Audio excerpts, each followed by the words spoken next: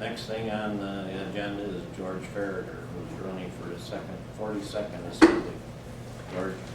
Thank you, Mayor, and thank you to the council for allowing me this opportunity. I'm here to introduce myself and to provide a little bit of background and to field any questions you might have. Not here to give a stump speech, but certainly to let you know who I am and what I'm about, and to answer any questions. So yes, I'm George Ferreter. I'm running for State Assembly here in District 42. Some of you may recall that 2 years ago I ran, and we're back at it again.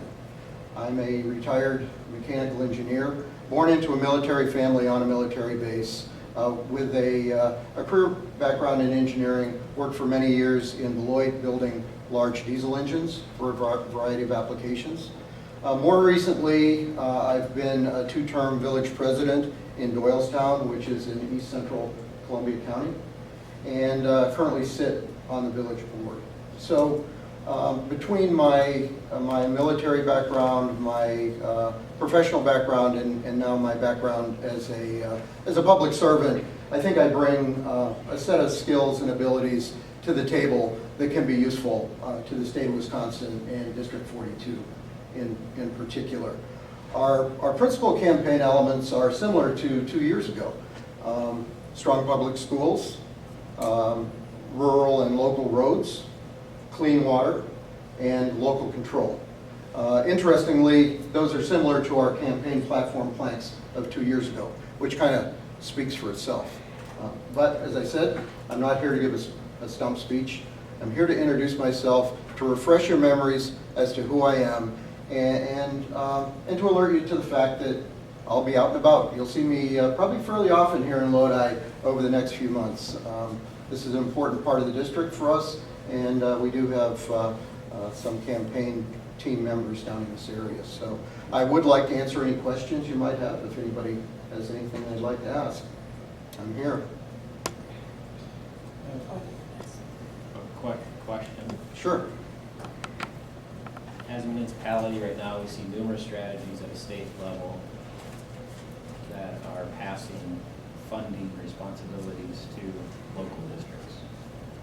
Whether it be the idea of enacting a 0.5% extra increase in sales tax that can help offset cutbacks in transportation and road funding, or the concept of cutting back on school funding and letting the school district increase its tax collection, but the state is still collecting the same amount of money. Sure. So the state's still collecting the same amount of money, but it's not changing, it's actually cutting back on its disbursements. Meanwhile, the strategy is to pass the ability to collect to the local districts. That makes sense if there's a cutback in collection, but the collection is still the same. And that is an interesting challenge, because on the one hand, local communities are perhaps the best judges of their local needs, and if they have the capability of raising a revenue stream locally, that does seem to make some sense, particularly for things like schools and roads.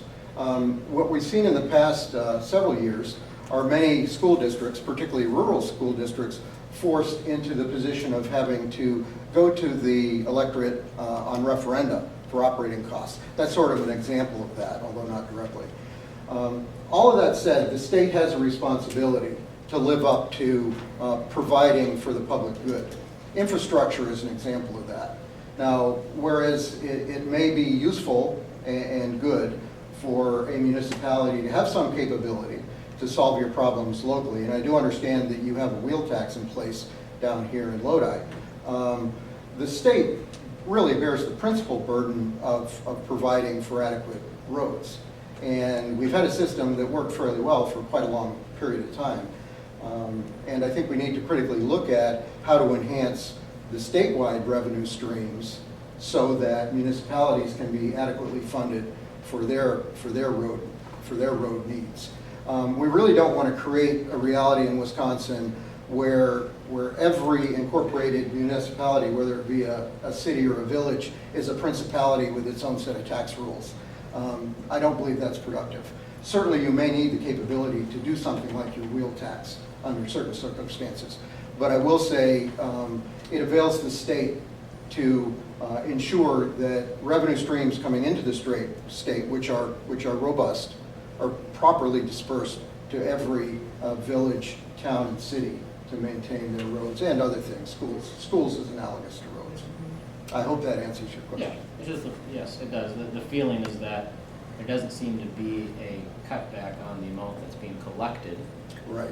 But there is, and we can tell you in numerous instances of very true reality, that there is a cutback in dispensing. Yes. So there has not been a cutback in collecting, Right. but there has been in dispensing, and that doesn't quite feel right. And we're aware of that in Doylestown as well, although we're a microcosm of your problems here.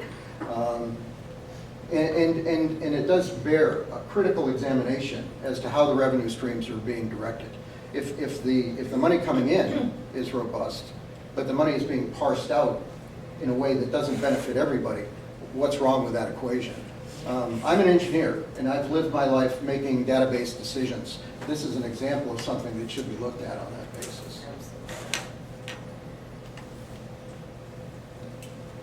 Well, if that's it, I'm going to leave each of you with my card and shake each of your hands. There you go.